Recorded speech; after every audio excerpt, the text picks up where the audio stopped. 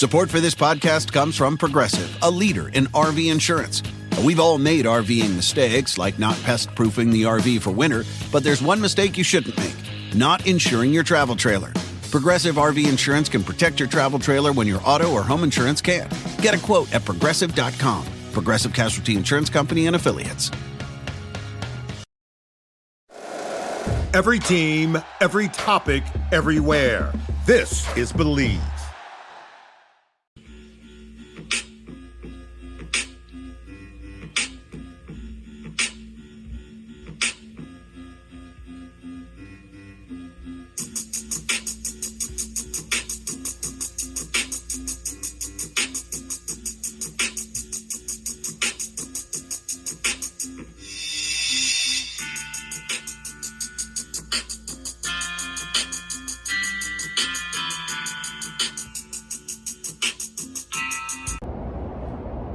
Yo, what's good? It's JR the Boss Man here for the Boss Man Show, BS3 TV, Believe Network, here bringing you your Braves recap. We're here with your Braves recap for August 7th. The Braves pull it out. They win 8-6. It looked bleak at first for the Braves. It looked very bleak. It started off hot. Drake Baldwin had a home run in the first inning. Marcelo Ozuna in the first inning, but second inning, they give up 5 runs. Cookie Carrasco, or Carrasco as you want to call him, gave up 5 runs second inning. But he persevered. Snit mentioned this in the postgame. He somehow got through 5 2/3 innings, despite giving up 5 runs. So I'm talking about him being a veteran and being in situations before, able to manage himself, not get too rattled by the 5 innings, and get through that. And it's very important because the Braves are playing 5 games in 4 days. So you don't want to get the bullpen killed. So 5 2/3 innings for Carrasco was big. Not give up any more runs. I gave one more run in the 4th inning to make it 6-2. And it all changed in the 6th inning there. The Marlins starter was getting a little bit tired. Got some guys on base in front of Drake Baldwin. He had 3-1 homer to right center field, make it 6-5. Got the Braves back in the game. Okay, the starter was out of the game. He went to the Marlins bullpen, struggled and struggled again. 7th inning, gave up some runs, made it 7-6. Added another run, and another run in there. 7th inning, make it 8-6, and the Braves pulled through. But basically, it was about Drake Baldwin tonight, 5 RBIs for the Atlanta Braves, Rookie of the Year candidate. He talked post-game about his approach, about how he just takes the guys and put behind the plate, how he's just studying his film, studying the hitters on both ends, so he can be the best player he can be for the Atlanta Braves. They're the catcher. So, tonight was a good night for the Braves, getting that win. Chris Johnson got the win. Iglesias got the save for the Braves. He's 15 on the year. The Braves didn't trade Ross Iglesias, so he's been doing a little bit better here, getting his act together for the Braves down the stretch here. So it's a happy night to Truist Park tonight. It's not one of those downers tonight like it has been. But so, yeah, man, you just really happy to see that for the Braves to get a win on night 1 of this 5 games in a 4-day series. Tomorrow is 1 game. But then Saturday is going to be 2 games. Sunday is another day game. So a lot of baseball coming. Like I said previously, it was important for Carrasco to get through them innings, so you save the bullpen. The bullpen cannot be ran to the ground with these games being so tight. So it's very crucial. Starting pitching eats up innings. And, the Braves can do this with once a week, they'll get a bunch of runs. So we'll see what happens tomorrow, because it come out tomorrow and not get nothing. So, but tonight, like I said, Miami starting pitcher gave up 3 home runs, 2 to Baldwin and 1 to Ozuna. And that was that. Then they created runs after that when it wasn't home runs. But if the Braves have been pretty much offense has been a home run offense, not too much of moving bases around and getting hits in the field. It's more about knocking out the park to get their runs. So tonight, get 3 runs and 1 home runs is good for the Braves. So we will see what happens from Truist Park tomorrow night as they play the Miami Marlins here in this series. So signing off, Braves Recap. We'll see y'all tomorrow. Check out some clips. Today's post-game pressers. Just look for a good pitch to hit and try to get your best swing off. So do that as many times a game as you can, and hopefully it ends up working out 1 or 2 times. What do you think's been the key for you to have this success so quickly at this level? I think a lot of it's just watching the guys, some of the veterans around the team, see how they go about day-to-day things and just how they get their work in, how they get their routines in, and then the coaching staff kind of just keeping you in line. Helps a ton. It's a long season. There's a lot of ups and downs, so just trying to stay as level as you can throughout it. You've been at this level? I mean, not a ton. You kind of get used to it throughout the minor league season, more with like playing games every single day. But I mean, you see the guys on TV or before, and you think they're like, I mean, they are superstars, but when they're really down to earth people and they want to help you out, and their ultimate goal is to have the team win, it's pretty cool. Yeah, big night personally, but I mean, to help the team win after kind of a bit of a rough stretch, how nice is that to be able to finally have a night like this? Yeah, it's huge. I mean, especially coming back in a game like that, just kind of gives you, I mean, if you have a couple of those, gives you that confidence when, let's say you're down by 2 in the 3rd inning or whatever inning, you know that you've done it before and you came back and won games like that. You've had 5 or more RBIs in a game. How good does it feel to be that guy to come through in those situations with guys in scoring position over and over, even as a young player? Yeah, it's huge. I mean, it's just kind of what you dream of as a little kid is getting up to bat in big moments and delivering with guys in scoring position. So, I mean, it says a lot about the guys in front of me as well for being on base there.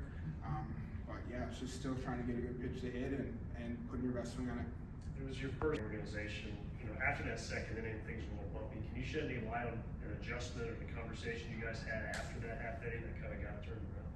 Yeah, I think it was just kind of figure out what he was doing best today, and that was kind of, we started to throw a lot more curveballs, a lot more change-ups, and he was executing those really well, and that kind of allowed for like weak contact early, and just ground balls and weak fly balls that he kind of was able to get through those next couple innings quick. I mean, especially with playing these guys 5 times in 4 days, him going 5 2/3 is huge for our bullpen and keeping them fresh throughout this stretch.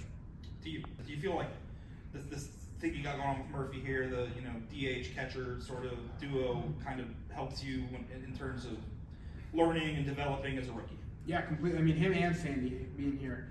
I got to work with Sandy a little bit last year, and Murphy in spring trainings years before, and just kept going at the start of this year, and then also when Sandy came up, and just learning as much as I can. I mean, they sit down with me in between innings and stuff like that, start talking about pitch calling and stuff like that. So like it's just having them around and seeing what they do and them helping me it's super beneficial. Speaking of veterans, how's the progression been between you two? He's obviously looked a lot better over the last month, 2 months. So what's that been like, catching him a little bit more? Yeah, I mean, you saw the run he went on last year. I mean, I was watching on TV and stuff, but you know the pitcher he can be, and I don't know exactly what it was, but it's just been sharper the last couple outings, and he's a lot of fun to catch. I mean, he's able to throw a couple different pitches wherever he wants, so and he has good stuff. So he's been able to get that stuff back, and he's been executing. You guys added Joey and Eric out of the organization. How is preparing to catch those guys different when you didn't have a spring training with them, where you haven't spent a lot of time with them? How do you try and, I guess, expedite that process to get them going? Yeah, I mean, just conversations. They've all been huge, and they're super open in talking to us about what they like to do, certain situations where they want to throw a certain pitch in a certain location, and what pitches they have, what's the best stuff. You kind of have to talk to them through it, because when you haven't been back there behind the plate when they're throwing, it's a little bit different than just watching it on video. So, and then it's just continued conversation throughout the game of just what they want to throw, what they like to throw, and I mean, when they get more and more starts in, you just start to get that connection, and you start to gel a little better. Anything else? A bunch of the pitch in the plate. Why do you think that is? Yeah, it's a pretty nice compliment from them. But I'd say I just try to hear what they have to say. I mean, they've been through it all. They've seen it. They faced a lot of these hitters. So I'm trying to learn through them. And if they have an opinion or how they want to attack a hitter, I'm going to go with that because they've been here. There's a reason why they're here. So I'm going to trust that and then kind of figure out why they do it that way and kind of learn for myself and start to build my own game plans. Thanks, Drake. Continues to dazzle. Yeah, that was a pretty good evening right there. You've had a lot of young stars. What makes him different from all those other I guys? just think the baseball feel. He's a bright kid. He's got a lot of talent. He works extremely hard, and he's a baseball player. I think he can make adjustments on the fly, and he got a good sense of the game, and especially as a catcher. And he's a big, strong kid, and so they just got a lot going for him. You talk about those adjustments. Is it ever easy to forget that this is a rookie and not a 5-year vet at the dish? Yeah, I said he reminds me of Brian McCann a lot. Matt came up and was the same way. That it was above his years behind the plate and as an offensive player, and Drake's right there with him. Do you notice anything, like small little things that he does in terms of preparation or? No, I mean he's very consistent in his study, and I know he's always in Cranny's ear about game planning, and he every time I go by the video room, he's in there doing his work and breaking hitters down, and which is something that you have to do, and that's a tool and a resource in today's game that you have to use, and he does, and he's just real consistent in his work. I think and got kind of an even keel. I don't see him ever the moment being too big or letting things get away from him. I mean, he's got a really good temperament about him. He can keep things, slow the game down really well for a young guy. It's a big thing. I know that's something you're really concerned about right now, but you feel like that he fits the bill for something. I think he fits the bill, yeah. He's right there in all the categories for sure. I think at the end of the year, if he keeps going like this, it won't surprise me a bit. He seems to be pretty humble too. Yeah, no, he's a wonderful young man. Just a really good kid. And, I've never met his parents, but I'm sure if I had, or if I do, I'll understand why. And, but yeah, he's another one, like I said about Eli, he's another one that's really easy to root for. As far as defense goes too, I mean, you kind of saw what the Marlins tonight behind the plate wasn't exactly clean. And when you talk about catchers, sometimes to be a good catcher, you don't even notice he's back there. Do you see it? And that's usually, I've had an old scout that we had here one time said when he went to scout a player, if he didn't remember the catcher, he went back the next day to watch him. And is that kind of like trick? Yeah, I mean, if you don't notice a catcher, they're probably doing really, really well. I know there was one with Iggy and Marcel, and if they'd still be around, how nice is it to see them both make big contributions? No, it's been great. I mean, I was glad that they were still here because they are two such great teammates and care and work really hard, and it meant a lot to us over the years. And so it's nice when, they're high character guys, and you hate to lose those kind of guys because they're great in that room in there. So my hope is they both could just finish, as good as they can right now. I know Carlos has been around for a while, but for him to rebound after that second inning and how hard is it to do that? Yeah, I think you need the poise and the experience that he has in order to do that and never panic. He never panicked. And I looked and he wasn't like he was just crazy wild. He would just miss it. And his stuff was moving a lot, but he stayed with everything, and to get into 5 2/3 was an awesome feat in itself, and two, just to limit damage after that and give us a chance to win the game, which we did. So I think probably a guy with his experience and he's been a very successful major leaguer, and so he didn't panic, and he just stayed the course and gave us a chance. Seemed like we're in terms of working the count. What have you Yeah, done? no, it's good. You know what? The thing that I liked about him, he's up there swinging. He was giving himself a chance, and he was aggressive. And shoot, that's he got to hit off Sale this afternoon, and but then when he got in the game, he was giving himself a chance because good things happen if you swing. You put the ball in play, and he had a big topper single and scored I think go-ahead run or tying run, whatever. And he did a nice job, and the versatility is really nice to have a guy like that too that can play all over the diamond, and he's been in the outfield I think over 60 games in his pro career, so it's nice to have a guy like that.